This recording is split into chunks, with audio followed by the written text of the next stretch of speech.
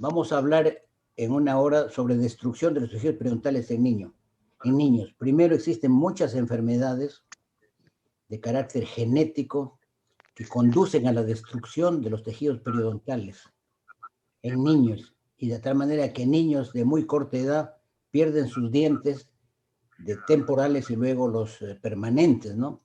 Porque no se hace un diagnóstico sistémico del problema ni la relación que existe entre las alteraciones de carácter sistémico y los tejidos orales. Si uno entendiera realmente que la biología de la boca es especialmente integrada por una gran cantidad de microorganismos patógenos y que en tejidos que están genéticamente alterados pueden producir bastante daño, entonces toda la gente que se dedica a estos problemas deberían enviarlos a los niños para que los especialistas, como son ustedes en pacientes especiales, se hagan cargo de ellos, ¿no? Pero para eso, las personas que integran esta asociación o esta especialidad tienen que estar preparados. Espero que con esta conferencia les pueda abrir un poquito el panorama. No voy a hablar de todas las enfermedades porque son muchas, pero voy a hablar de una sola solamente y voy a hacer mención a otra que se parece, ¿no? ¿Por qué esta conferencia?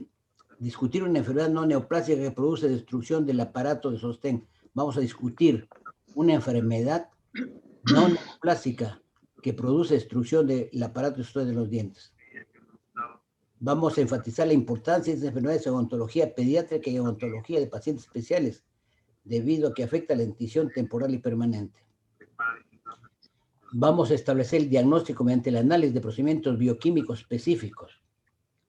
No todo lo que se puede diagnosticar se hace a través de biopsias, por ejemplo, o de estudios citológicos, o de estudios de cultivos de bacterias o de hongos. No, hay técnicas que se pueden utilizar para diagnosticar enfermedades. Y hoy vamos a explicar en qué consiste la prueba clínica del peróxido de hidrógeno para diagnosticar clínicamente un defecto enzimático hereditario. Si nosotros podemos utilizar el agua oxigenada para identificar un problema que es molecular y sin embargo nosotros lo podemos ver clínicamente. ¿Ya? Y vamos a discutir el tratamiento de las lesiones orales basados en el control de la placa bacteriana cuando ocurren estos pacientes. Existen más de 500 trastornos monogenéticos y probablemente igual número de enfermedades multifactoriales y cromosómicas que se manifiestan en la boca. Por lo tanto, el tema es muy importante, ¿no? Un odontólogo bien capacitado, y ahí me refiero a especialistas como ustedes, a través de un estudio orofacial integral, puede detectar manifestaciones tempranas y orientar adecuadamente al paciente para establecer su diagnóstico y prevenir alteraciones severas y también para recibir el tratamiento adecuado. Ustedes pueden diagnosticar enfermedades genéticas sistémicas solamente examinando bien toda la cavidad oral, la facies del individuo, las características de la lengua, de la encía, de los carrillos, del paladar, y en especial, pues, un análisis completo de los dientes, como vamos a ver en la enfermedad que vamos a discutir, ¿no? Las enfermedades genéticas pueden afectar solo los dientes, solo la mucosa o solo los huesos maxilares. En muchos casos, las alteraciones afectan únicamente uno de los tejidos dentales. Por ejemplo, en la dentina, en la dentinogénesis imperfecta hereditaria, solamente la dentina está alterada, ¿no? En algunos casos, las lesiones de la boca son parte de un conjunto de manifestaciones sistémicas, pero que por las características propias de la boca hacen su debut en este órgano, ¿no? ¿Qué quiere decir esto? El problema es sistémico, pero la boca tiene una biología muy especial y debido a esta biología muy particular y sobre todo a la presencia de dientes, a la presencia de un crevice gingival, es que las manifestaciones pueden ser primariamente a nivel de la boca. Entonces vamos a discutir una enfermedad interesante de la boca, que se trata de un desorden hereditario enzimático que se manifiesta con exclusividad a nivel de los tejidos gingivales y periodontales, cuyo diagnóstico se establece mediante un procedimiento clínico denominado test del peróxido de hidrógeno. Entonces vamos a ver una enfermedad bien interesante, ¿no? Es rara, como la mayoría de enfermedades genéticas son rarísimas, pero que ocurren que pueden venir un paciente con este problema y hay que saber, conocer y saber cómo se emplea este test, por ejemplo. No sé cuántos de ustedes han escuchado sobre este test, ¿no? Seguramente muy pocos, con seguridad muy pocos. Hay dos formas de presentar la enfermedad. Una es haciendo una descripción del libro, donde yo describo todas las manifestaciones, ¿no? Diremos a una poesía. Me memorizo las cosas y luego las expongo. Acá lo que voy a hacer es, simplemente voy a tratar de hacer el diagnóstico de una enfermedad por un método inductivo. Y les voy a contar la historia de estos dos niños. Williams tiene 10 años y su hermano Jorge tiene 11 años. Y desde hace mucho tiempo les salen abscesos en la boca, la encía se denuda, baja, le duele la boca y el dentista lo único que ha hecho es sacarle los dientes, ¿no? En este momento estos niños ya han perdido muchos dientes, ¿ya?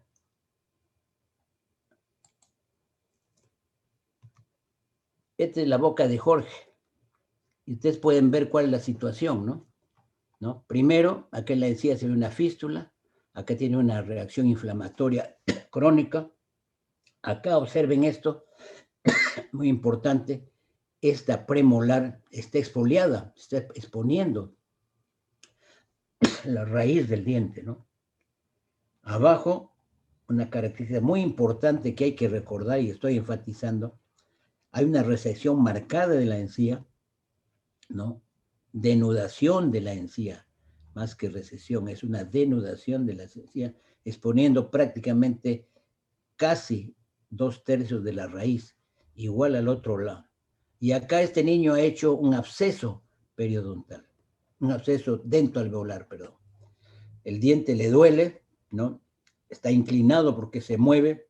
Los problemas son igual arriba, que lo vamos a ver ahora más adelante, ¿no? Esto es lo que se ve ahorita en este momento. El niño está con un dolor, percutimos, le duele, ¿no? Todo el diente se mueve, ¿no? Y ustedes pueden ver que alrededor de la encía hay un tejido blanquecino, que es una zona de necrosis. Este es un absceso dentoalveolar agudo, ¿no? Arriba se puede ver que hay exposición de un poquito de hueso acá, una raíz que ha quedado de un temporal y nuevamente necrosis de la encía a este nivel. Todo un problema y lógicamente el dentista que lo ha visto le ha estado sacando los dientes. Entonces el análisis debe ser una enfermedad periodontal en niños, ¿no? La enfermedad periodontal común en niños es rarísima, se puede presentar, pero es rarísimo. Entonces hay que pensar en otras posibilidades diagnósticas. Este es nuevamente el paciente porque quiero enfatizar algunas cosas que no deben olvidarse. Esto, ¿no? Estas fístulas, ¿no? No hay que olvidar. Y otra cosa interesante que nos muestra esta imagen, que en las zonas donde se ha extraído los dientes, la mucosa está normal. La mucosa está normal. Eso ya nos hace pensar que hay una relación entre la presencia de dientes y lo que está ocurriendo, porque la mucosa, una vez que se elimina el diente, cicatriza normalmente, ¿no? Acá, nuevamente, para enfatizar por qué es clave del diagnóstico, ¿no? Necrosis alrededor del cuello del diente y de raíz denudada. La mucosa nuevamente se ve normal, ¿no? Cuando vemos las radiografías, que son muy antiguas, y les pido disculpas, ¿no? Se ve que hay lesiones ciolíticas, donde había un absceso dentro del alveolar, se ve que está destruido totalmente el hueso. Es un cuadro local, bien localizado, una destrucción, un proceso osteomielítico localizado en esta zona. Hacia arriba se puede ver lesiones de destrucción de hueso. Acá se ve como el diente está esfoliado. Hay lesiones osteolíticas en diferentes partes. Los dientes, eso lo vamos a ver en unas radiografías periapicales, donde se puede ver pues las lesiones las destructivas de esto. Hay destrucción de la lámina dura de los dientes, de los alvéolos de estos dos dientes. Nuevamente se puede ver clarísimamente que hay lesiones osteolíticas. En una de las raíces inclusive hay, en el lado izquierdo, hay reabsorción radicular externa, ¿no? y el cuadro es generalizado, ¿no? Es generalizado. Interesante que donde no hay dientes, el hueso se ha recuperado normalmente. Este es el hermano. Al hermano le han hecho muchas extracciones, tanto en el maxilar inferior como en el superior. Y observen cómo en el maxilar inferior, donde no hay dientes, la mucosa ha cicatrizado normalmente. Por lo tanto, si ha cicatrizado la mucosa normalmente, el problema que estamos afrontando tiene que ver con la presencia de estos dientes, ¿no? Acá nuevamente el cuadro similar a lo que hemos mostrado.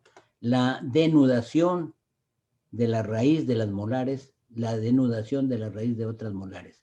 No hay la exposición que hemos visto en el otro caso, porque ya le han sacado varios dientes, ¿no?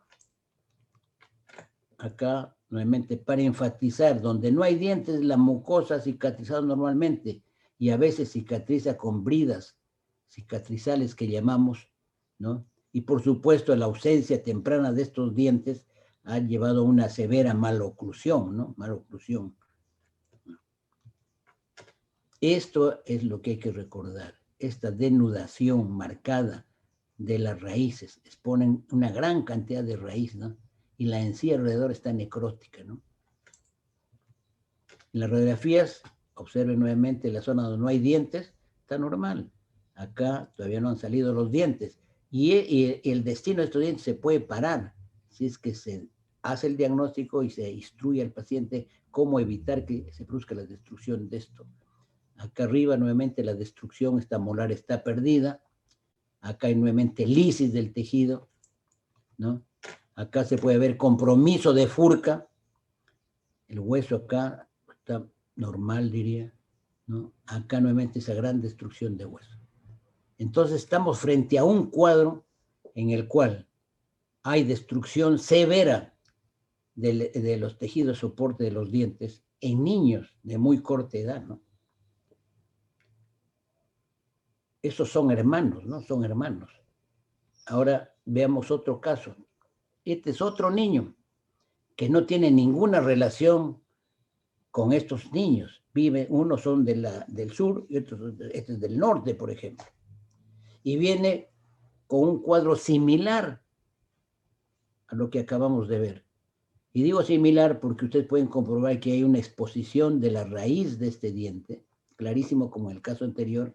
Hay denudación no tan severa como los casos, como el caso anterior. Acá también fue denudación. Pero la historia es que le han sacado los dientes porque los dientes han hecho abscesos, ha habido dolor y se ha perdido, se ha tenido que sacar los dientes. Entonces, a este niño ya hasta le han hecho una biopsia, ¿no? A los dos niños, y lógicamente la biopsia se informa como un proceso inflamatorio. Este es caries común, no hay ningún problema. Acá lo que hay que enfatizar son los problemas a nivel del periodonto, de la encía del periodonto. Miren la gran similitud que existe en el caso de Jorge con este nuevo niño, que vamos a llamarle Ramón, ¿ya?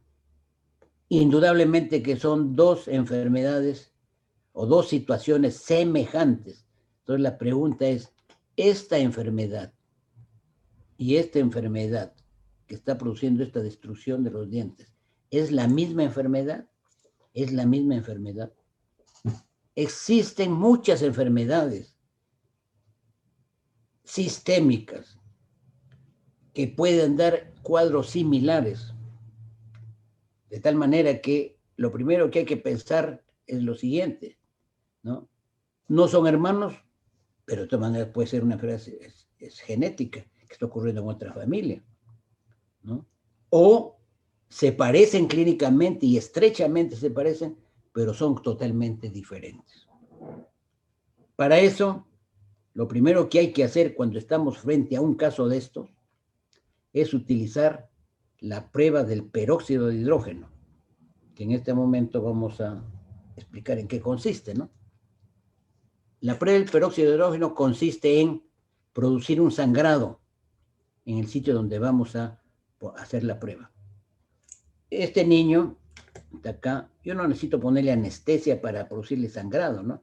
Está tan inflamada esta zona que simplemente raspando suavemente la encía comienza a sangrar. Una vez que sangra, ya tengo lista unas gotas de peróxido de hidrógeno de agua oxigenada común, el de 10 volúmenes común, y dejo caer esa oxigenada en esta zona. Y esto es lo que se va a producir. Es una reacción inmediata, produce un burbujeo inmediato, ¿ya? Y la sangre mantiene su color rojo, ¿no? Esto es una reacción normal de la sangre frente a peróxido de hidrógeno, ¿no? Ahora vamos a ver a Jorge, la encía de Jorge, ¿no? Y vamos a hacer lo mismo, ¿no? Lo raspamos y producimos el sangrado. Estamos preparando para la prueba del peróxido de hidrógeno. Y luego aplicamos el peróxido de hidrógeno. ¿Qué es lo que ocurre? No hay ese burbujeo y más bien toda la sangre se vuelve negra. ¿Qué cosa significa esto? Hay que recordar que todo lo que vemos, lo que vemos en los tejidos, es el resultado de reacciones bioquímicas. Y por lo tanto, lo que está indicando esto, que en el primer caso, donde había burbujeo, hay una enzima que es capaz de desdoblar el peróxido de hidrógeno en agua y oxígeno. Y por eso se ven las burbujas y por eso se ve el color rojo. Y este caso, ¿por qué no ocurre el mismo fenómeno? Porque los tejidos, más específicamente vamos a hablar esto, de la sangre de este niño, no tiene esa enzima que es capaz de desdoblar al peróxido de hidrógeno en agua y oxígeno. Esa enzima se llama catalasa. Por lo tanto, en este momento hemos hecho el diagnóstico de una deficiencia enzimática general que se llama acatalasa, ausencia de la catalasa. Esto lo podemos repetir con gotas, no necesariamente en la boca, ¿no? Y acá hemos puesto 3 gotas. Ligia es hermana de Jorge y de Williams, una niñita. Jorge es el número 2. Y esta gota es mía. He puesto una gota de sangre, ¿no? Y luego vamos a dejar caer una gota de peróxido de hidrógeno al mismo tiempo en las 3 gotas de sangre. Y vamos a ver qué es lo que ocurre. Esto es lo que ocurre. Ligia da una reacción normal. Hay burbujeo y se mantiene rojo. Yo doy un burbujeo y mi sangre se mantiene roja. Y Jorge tiene una reacción totalmente anormal, porque yo veo que la sangre se ha vuelto negra y no hay burbujeo. Nuevamente, esto comprueba que este individuo no tiene la enzima llamada catalasa, y por lo tanto tiene acatalasa, ¿no? Originalmente descrita como acatalasemia, porque se pensaba que solamente estaba restringido a la sangre, ¿no? Igual, un tubo de una persona normal, ¿no? Perdón, de uno de los afectados de la sangre de Jorge, y luego cuando le aplicamos el peróxido de hidrógeno, ¿qué cosa es lo que se produce? Se ennegrece la sangre y el burbujeo no es ese que hemos visto característico, ¿no? Y acá, ¿por qué se vuelve sangre? Porque en presencia del peróxido de hidrógeno se ha formado methemoglobina, por eso se ve de color negro. Espero que hasta ahí se haya entendido bien en qué consiste la técnica del peróxido de hidrógeno. Si hay alguna pregunta, pueden hacerlo en este momento. ¿Qué cosa es la enzima catalasa?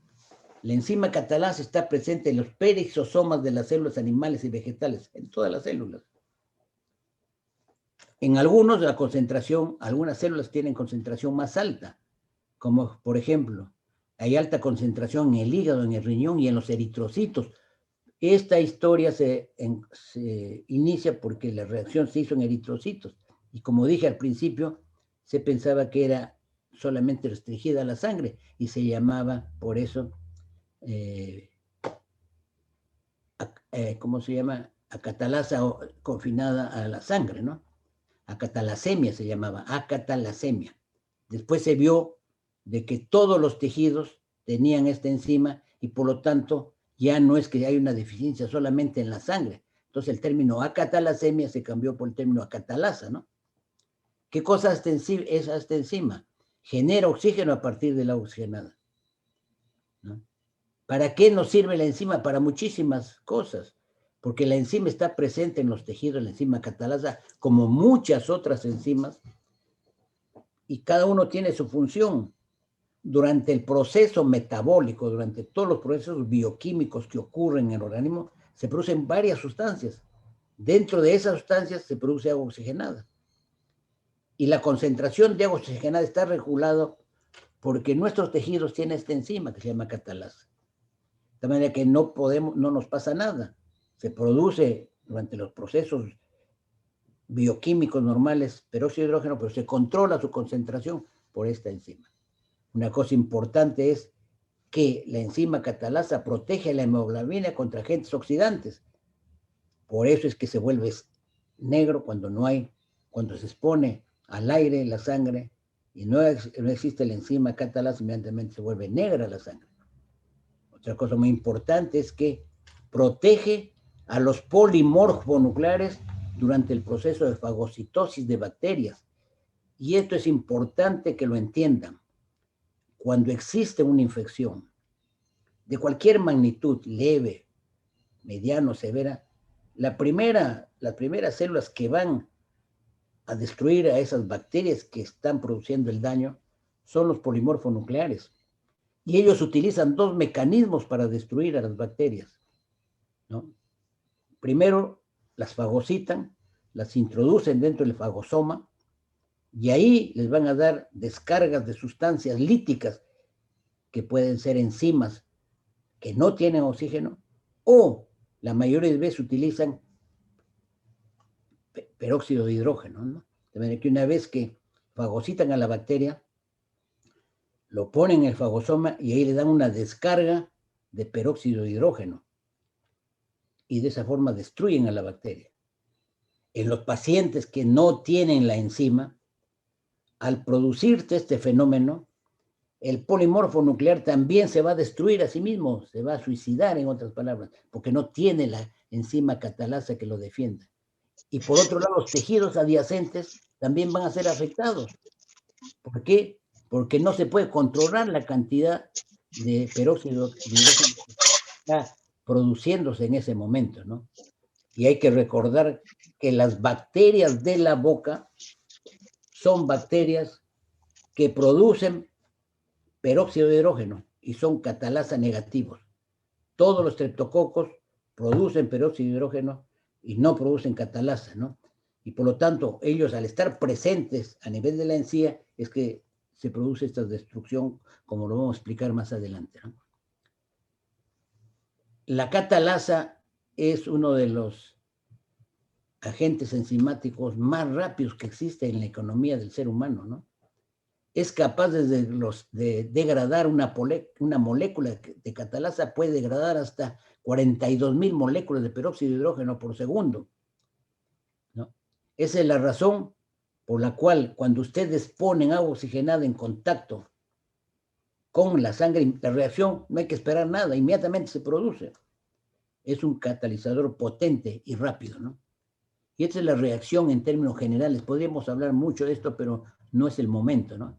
Primero está la catalasa en contacto con el peróxido de hidrógeno, se produce un primer compuesto que se llama catalasa más peróxido de hidrógeno, ¿no? Y luego continúa su acción la catalasa sobre el peróxido de hidrógeno remanente y se va a producir catalasa más oxígeno y dos moléculas de agua, que es lo que al final ocurre cuando yo pongo peróxido de hidrógeno en contacto con la sangre, ¿no? La catalasa de la sangre produce esta reacción.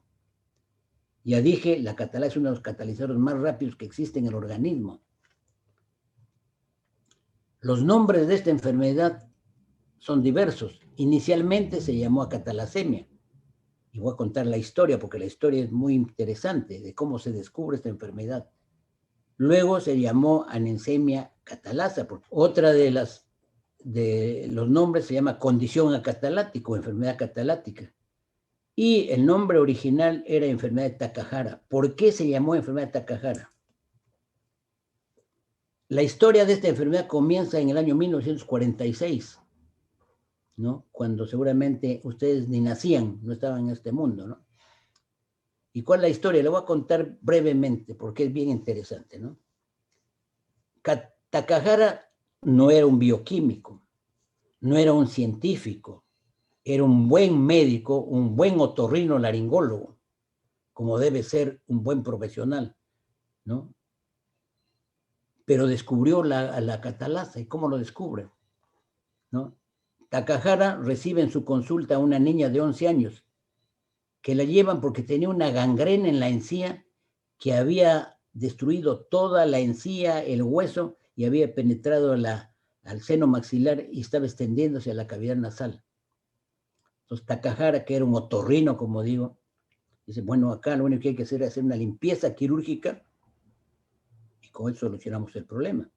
Entonces a la niña los llevan a la sala de operaciones, le hacen la limpieza quirúrgica de toda la zona afectada, ¿no? Y luego para limpiar la herida, dice, traiga, como era usual y como hasta ahora se usa, por favor, alcánceme agua oxigenada para limpiar y luego vamos a cerrar. Entonces le alcanzan el agua oxigenada, aplica el agua oxigenada a la zona operada y ve que no se produce el burbujeo, sino toda la sangre se vuelve negra, ¿no? Entonces Takahara le llama la atención y dice, esta agua oxigenada no está bien, está pasada. Por favor, tráiganme otra agua oxigenada, ¿no? Entonces le traen otra agua oxigenada, ¿no? Hace la misma operación y otra vez se produce el fenómeno, que no hay burbujeo, se vuelve negro. Entonces dice, oiga, ustedes están confundiéndose, quizás me están dando nitrato de plata. No, doctor, le dice la enfermera, ¿no? Mire, este es el frasco que acabo de abrir, dice agua oxigenada, ¿no? Entonces Takahara se queda pensando y dice, ¿qué es lo que está ocurriendo? ¿No? Entonces dice, acá hay un problema, ¿no? No sabía qué cosa era, ¿no? Simplemente limpia, terminan la operación, ¿ya? Y cierran, lo despachan a la niña, ¿no? Y su control normal. Pero Takahara, un tipo muy hábil, inteligente, dice, ¿qué cosa es lo que ha ocurrido? ¿Por qué se ha producido esto? Sus estudios de medicina le pensaban de que acá tiene que haber un problema. Tiene que haber algo que está ocurriendo mal en la sangre de esta niña, ¿no? Entonces va y busca a sus amigos bioquímicos en la universidad donde él trabajaba y les cuenta, le dice, mira, he hecho esto, etc., y lo que ha ocurrido es esto. Entonces los bioquímicos le dicen, Takahara, has hecho un gran descubrimiento. Sí, le dice, ¿de qué se trata? Estás por primera vez en el mundo, estás demostrando que la ausencia de la enzima catalasa se presenta en las personas, en los seres humanos. Y le comienza a explicar todo lo que yo más o menos ya le explicaba. Entonces, ahí comienza la historia en 1946. Luego, con sus amigos bioquímicos, ya comienzan a estudiar, ya no solamente con agua oxigenada, sino por estudios bioquímicos, a la familia de estos hermanos. Y establecen que 3 de los 5 hermanos de la niña tenían el mismo problema. Los padres afectados eran primos hermanos, pero curiosamente los padres nunca tuvieron ningún problema en las encías, ¿no?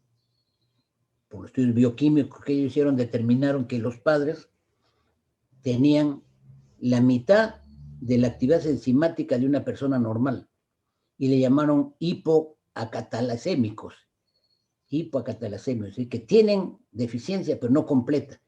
Y cuando hay deficiencia y no completa, esta deficiencia incompleta de acatalasa es compatible con la historia, perdón, con la actividad normal de los tejidos. La ausencia de catalasa no está restringida a la sangre, ¿ya? Porque ya se ha demostrado que su ausencia ocurre también en mucosa oral, tejido linfoepitelial, en los fibroblastos, en el hígado, la médula ósea y músculo. De manera que se cambió, ya no es acatalasemia, ahora se llama catalasa por eso.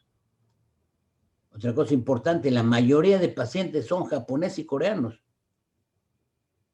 También se han descrito algunos casos aislados en Suiza, Israel y Alemania, Pero esto ya es un problema de bioquímica, porque hay muchas razones por qué en estos pacientes que no tienen catalasa y que pertenecen a estas familias y no tienen problemas de boca, por ejemplo. ¿Por qué? Porque no solamente hay una forma de catalasa, sino hay varias formas de catalasa. Y por otro lado, las personas que viven en estas zonas tienen una buena higiene oral. Hasta el año 1978, Avi y Weiss, que son dos bioquímicos suizos, dijeron que solo existían 96 individuos afectados pertenecientes a 46 familias. Bueno, nosotros publicamos esta enfermedad en el año 1979. De manera que desde ahí agregamos a los 96, 98 y luego tenemos otras familias que ahora estamos llegando a los 102 individuos con esta deficiencia, ¿no? Y todo este número agregado de 6 personas son contribución nuestra que le hemos destacado en el Perú, porque en ninguna otra parte del mundo, aparte de lo que hemos visto de japoneses y coreanos, se ha descrito la enfermedad. Y no es que no exista en otros sitios, sino que no lo diagnostican. Y es probable que muchas personas adultas que no tienen dientes y que han perdido sus dientes desde muy jóvenes sean personas acataláticas o acatalasémicas o acataláticos ahora, ¿no? Porque no se diagnostica, ¿no? Por eso en 1969 reportamos los casos peruanos que no se conocían más que solamente se han descrito acá en el Perú. No existen casos diagnosticados en otros países, pero cuando decimos que no existen, simplemente es porque no lo han descubierto, ¿no? Pero probablemente existan, ¿no? La deficiencia de la enzima catalasa, los individuos homocigotos para el gen catalasa no tienen actividad de esta enzima o su actividad es mínima. Eso se llama acatalasa. No hay actividad de la enzima catalasa, ¿no? Entonces, en los homocigotos no hay actividad o es mínima. Los heterocigotos para el gen catalasa muestran actividad intermedia entre normal y homocigoto. Los heterocigotos no tienen manifestaciones a nivel de boca, como era el caso de Ligia, la hermana de Jorge y de William, ¿no? Trazas de catalasa pueden ser detectados en sangre y tejidos de homocigotos. La catalasa, ¿qué produce? Gingivitis necrotizante. Destruye los tejidos de la encía. ¿Y por qué será eso? Ahora van a ver por qué. Primero, las lesiones orales asociadas a catalasa son, primero hay gingivitis marginal, luego necrosis del gingival cervical, a nivel de crevice cervical, necrosis del hueso y de la membrana periodontal, que conduce a una denudación de las raíces de los dientes. Hay compromiso de Furk en las molares, al haber la destrucción de la membrana y del hueso alveolar, los dientes se mueven, ¿no? Se producen abscesos periodontales, ¿no? Y se produce halitosis y moderado dolor. No son muy dolorosos, pero los niños están muy tristes porque se mueven todos sus dientes, no pueden comer, y cuando uno se acerca tiene un olor terrible, ¿no? Y ese olor terrible es porque hay bacterias, pues, que producen compuestos volátiles sulfurados que le van a dar ese olor característico, ¿no? Estas lesiones aparecen en la dentición temporal y permanente, ¿no? Las lesiones orales son el resultado de la incapacidad de los tejidos para degradar el peróxido de hidrógeno. ¿Y cómo llega el peróxido de hidrógeno a nivel de la boca? ¿Cómo llega? A través de dos fuentes. Hay una fuente exógena que llega a través de las bacterias que están presentes en la placa dental. Ya dije que la mayor cantidad de bacterias presentes en la placa dental son peróxido de hidrógeno positivos y acatalasa negativos, no producen catalasa. ¿Y dónde más se puede producir peróxido de hidrógeno? En forma endógena, generada por los polimorfos nucleares durante la fagocitosis. Cada vez que hay una placa bacteriana, se acumula a nivel de la encía gingival polimorfos nucleares para fagocitar y destruirlo. Pero como ya hemos mencionado, al fagocitarlos, al meterlos en el fagosoma y al darles la descarga de peróxido de hidrógeno, ellos mismos se van a matar se van a destruir y los tejidos circundantes se van a necrosar porque se va a ir acumulando peróxido de hidrógeno generado por la actividad fagocitaria de estas células y también por el peróxido de hidrógeno generada por las bacterias de la placa. Y es muy importante saber que este fenómeno se produce porque existe el crévice gingival, ese espacio de 1 milímetro, milímetro y medio alrededor de las encías, que favorece que ahí se concentre el peróxido de hidrógeno y se inicie toda esta destrucción.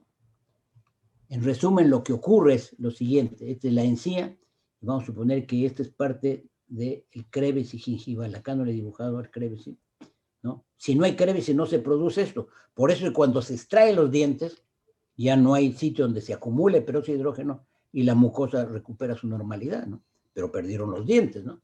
Entonces, en la placa bacteriana hay bacterias anaeróbicas. ¿Aló? Hay bacterias anaeróbicas que son catalasa negativas y peróxido de hidrógeno positivos, es decir, que son capaces de producir peróxido de hidrógeno.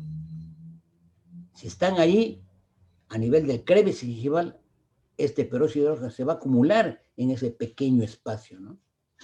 Por otro lado, como ya mencioné, los polimorfos nucleares van a destruir estas bacterias que están ahí y van a fagocitarles y van a dar una descarga de peróxido de hidrógeno que, como no tienen catalasa, van a producir la destrucción de este y la acumulación de peróxido de hidrógeno en los tejidos. La concentración del peróxido de hidrógeno a nivel del crévice gingival es lo que va a iniciar la destrucción, la necrosis primero de la encía y luego la destrucción de los tejidos periodontal y del hueso, porque se va a producir necrosis, dando como resultado el cuadro que hemos visto. ¿Cómo se diagnostica entonces esta enfermedad? Clínicamente se diagnostica mediante la prueba del peróxido de hidrógeno, que espero que ustedes lo hayan entendido. Pero esto es una prueba grosera, visual, ¿no? Y es mejor siempre, como nosotros cuando hicimos el estudio, hicimos estudio bioquímico, ¿no? No solamente aplicamos el peróxido de hidrógeno, sino que además tomamos sangre heparinizada y lo llevamos a bioquímica de la universidad y ahí, mediante estudios de espectrofotometría de luz ultravioleta, determinaron si existía o no la enzima catalasa. ¿Ya? Esta prueba, cuando ocurre en pacientes acataláticos, no es necesario que la encía esté retraída. Simplemente, si no tiene enzima, en encías aparentemente normales, acá, como acá por ejemplo hemos hecho un raspado, es otra familia, y aplicamos el peróxido de hidrógeno y se produce el mismo fenómeno, ¿no? Esto lo enfatizo para que ustedes vean, no solamente es ya cuando los dientes están completamente endeudados. Si el paciente tiene acatalasa, en cualquier parte de los tejidos ocurre. Yo también puedo pinchar acá, en esta zona, producir un poquito de sangre, y ahí también se va a producir el problema. O en la lengua, pincho un poquito, y aplico el peróxido de hidrógeno, y ocurre el problema, ¿no? Porque es un problema sistémico. Y ustedes me dirán, si es sistémico, ¿por qué eso aumenta en la boca? La respuesta es muy simple, porque solamente en la boca existe el crévice gingival que permite la presencia de placa, y por otro lado, solamente a nivel de la boca existen bacterias que son capaces de producir peróxido de hidrógeno y que no tienen catalasa, ¿no?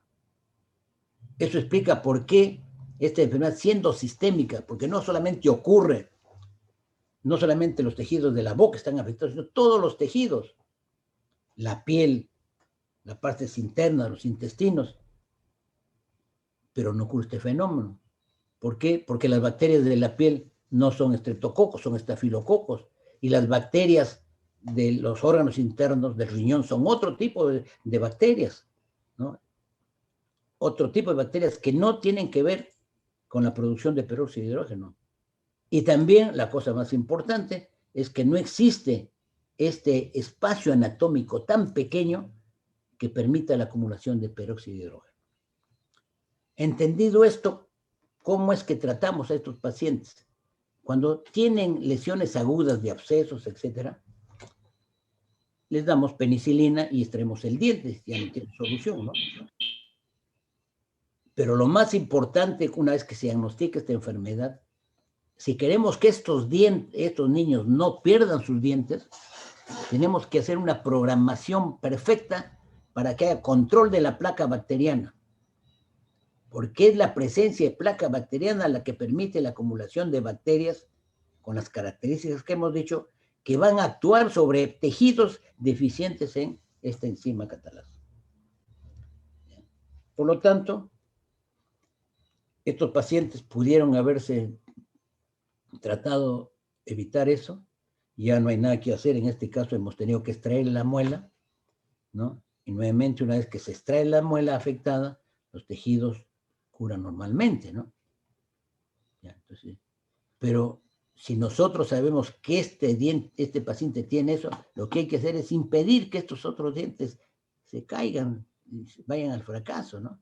Hay que instaurar un control de placa perfectamente. Si el paciente, si este niño y sus padres entienden esto, entonces se evitará que este deterioro continúe, ¿no? En estos casos hemos hecho la extracción de todos los dientes ya que están afectados, se recupera, pero si no se instaura un programa de control de placa adecuado, el problema va a seguir. Entonces, por lo tanto, el único procedimiento para prevenir la aparición de lesiones gingivales en pacientes con catalasenia es la limpieza. Lamentablemente, si los niños no entienden esto, si la familia no entiende, ellos deben saber que tan pronto comen algo, tienen que irse a limpiarse los dientes minuciosamente. Yo tengo una niña que lo tengo ya cerca de 10 y 20 tantos años, ¿no? Que me llegó en la etapa tardía y que mantiene sus dientes, unos pocos dientes, ¿no? Esta es esa niña, ¿no? Paciente de 15 años de edad, cuando tenía 15 años de edad llegó con este problema, lo diagnostiqué y durante todo ese tiempo, hasta ahora que es una mamá, tiene más de 30 años, tienen esos dientes, ¿no? Simplemente haciendo control de placa, ¿no? Esto es importante señalarlo, porque es un ejemplo de la interrelación que existe entre las bacterias de la boca, la destrucción de los tejidos y la respuesta de los tejidos frente a la presencia de estas bacterias, ¿no? Entender eso, para mí la placa bacteriana es una estructura muy compleja que hay que entenderlo bien en toda la magnitud que significa las bacterias que están presentes en ese lado. Esta es la niña, los dientes que le he podido conservar, ¿no? Ahora tiene la niña 28 años y tiene sus dientes, le hemos puesto prótesis, etcétera, ¿no? Podemos hacerle todavía la prueba, claro, y va a estar. Está con su acatalasa porque no lo podemos modificar, ¿no? Pero ¿no? Ya. Voy a brevemente presentarles, esto es un estudio que hicimos hace muchos años, está publicado en inglés, ¿no? Donde podemos ver que tuve la suerte de examinar 4 generaciones de una familia afectada con acatalasa, ¿no? Estos son Jorge Williams, y tenía su hermana Ligia, y en esa época tenía un hermanito, una hermanita recién nacida que no le hicimos ningún estudio, ¿no? Los padres, que le hicimos el estudio también, son estos, eran hipocataláticos, tenían la mitad de la actividad de la enzima catalasa y por lo tanto no tenían lesiones orales, ¿no? Algo estoy ocupado, te llamo más tarde, te llamo más tarde. ¿Ya? La familia de la esposa o de la mamá, son estos, habían hipocataláticos, en estos no se pudo hacer ningún estudio, porque no vivían, no pudimos ubicarlos, ¿no? Por el otro lado, el padre tenía un hermano sano, un hermano que era hipocatalásico, 2 hermanas hipocataláticas y una hermana que estaba sana. Luego los abuelos de estos niños, hipocatalático y sano. El padre hipocatalático y la mamá. Y los bisabuelos están acá. Los bisabuelos. Entonces pudimos seguir toda la generación de esto. Y podemos decir, pues, que esta enfermedad, no voy a entrar en detalles, de hecho está publicado, lo que quieren ver en Journal de Oral Pathology del año 1979, publicado, que en una familia nosotros podemos tener 3 fenotipos, acataláticos, hipoacataláticos y normales. ¿Y de qué depende eso? De las combinaciones que hagan, porque para cada rasgo existen 2 genes, ¿no? Uno que viene de la mamá y uno que viene del papá, ¿no? De tal manera que este es un desorden hereditario autosómico recesivo. Si el niño hereda el gen malo del papá y el gen malo de la mamá, entonces será un sujeto que tiene acatalasa, ¿no? Es un homocigoto. Pero si hereda el gen anormal del papá y el gen normal de la mamá, serán un hipoacatalático. Y los hipoacataláticos no tienen ninguna alteración. Finalmente, quiero decirles que existen muchas otras enfermedades que cursan con cuadros similares y que ustedes tienen la obligación de conocerlo. El cuadro, por ejemplo, que da la diabetes juvenil es exactamente igual a lo que acabamos de ver, pero ahí será diferente. El diagnóstico será mediante un dosaje de glucosa, ¿no? Niños, infantes que desde pequeños tienen problemas, ¿no? A veces no diagnosticados, que tienen diabetes juvenil, cuando les aparece la dentición permanente, temporal, perdón, vienen con una serie de problemas, ¿no? En los casos de neutropenia cíclica, igual se presenta el mismo cuadro. Y a propósito, debo señalarles que el niño que dio positivo para el peróxido de hidrógeno al inicio de la conferencia tenía neutropenia cíclica y el cuadro es exactamente igual a la catalasa, como ustedes han visto, ¿no? Por lo tanto, para diagnosticar neutropenia cíclica tengo que hacer hemogramas periódicos cada 7 o 10 días hasta encontrar en qué momento cae el número de neutrófilos, y en ese momento se diagnostica de neutropenia cíclica. Cuando yo tengo una granulomatosis de células Langerhans, que también se produce una alteración a nivel de las encías, el diagnóstico no será ni dosaje de esto, ni hemograma, ni nada, simplemente una biopsia, porque es una alteración a nivel de las células Langerhans que tiene un crecimiento de aspecto pseudotumoral, ¿no? En la enfermedad de Celiac y Hashi tendría que ser un hemograma. En el síndrome de Papillon-Lefebvre tendré que examinar las pies, las manos, a ver si tiene hiperkeratosis palmoplantar, y cuando hago todos estos estudios será normal, ¿no? En los casos de hipofosfatasa también se produce este mismo problema. En la hipofosfatasa hay severas alteraciones también a nivel de las encías, aparte de que hay severas alteraciones a nivel del hueso, ¿no? Acá, si sospecho eso, un dosaje de fosfatasa alcalina me llevará al diagnóstico. Miren, la observación de lo que nosotros vemos es muy importante, ¿no? Ser detallistas en la observación y entender la biología de los tejidos de la boca es fundamental para establecer el diagnóstico, ¿no? Seguramente que ya se dieron cuenta que esta foto es montada, ¿no? No tiene boca. ¿Y qué quiero decir? Que el profesional que no observa, aún en casos groseros como esto, puede perder el diagnóstico, ¿no? Esto es un montaje de una persona sin boca. Lo pongo como ejemplo de la necesidad de ser ávidos, minuciosos, cuidadosos cuando uno examina y pensar en todas las posibilidades. Pero también hay que recordar que para pensar en todas las posibilidades tenemos que haber tenido un conocimiento previo. A mí no se me ocurre hacer esto, o no se me hubiera ocurrido hacer la prueba de peróxido de hidrógeno si no hubiera tenido conocimientos de cómo funcionan estas cosas, cómo es estas reacciones, ¿no? Observar minuciosamente la radiografía es muy importante. Este es un caso de un niño que tiene 14 años. Según su dentista, recién le ha aparecido a los 14 años esto, que es un odontoma complejo y no tiene el canino, por eso le mandan a tomar esta radiografía. Entonces yo digo, ¿Cómo ahora los 14 años recién le diagnostican eso? Este radiografía del 9 de noviembre, reciencita, ¿no? No, doctor, tiene otras radiografías, pero no se ve nada. A ver si no se ve nada, quiero ver las anteriores. Este es del 2015. Ve, doctor, no hay nada, me dice. No se ve acá el odontoma. No se ve el odontoma. ¿Y esto qué cosa es? Esta discrepancia en la erupción de estos dos dientes. Este está más bajo que este, ¿no? Observen el nivel, si yo trazo una línea, ¿no? Este está ya en etapa más avanzada de la erupción y este está retrasado. El simple hecho de estar más retrasado con el homólogo debe llamarnos la atención, debe necesariamente llamarnos la atención. Y si yo encuentro pues un área radiopaca que no está muy claro acá, tengo que preguntarme qué cosa es esto. Este era un odontoma, era el odontoma que hoy estamos viendo así.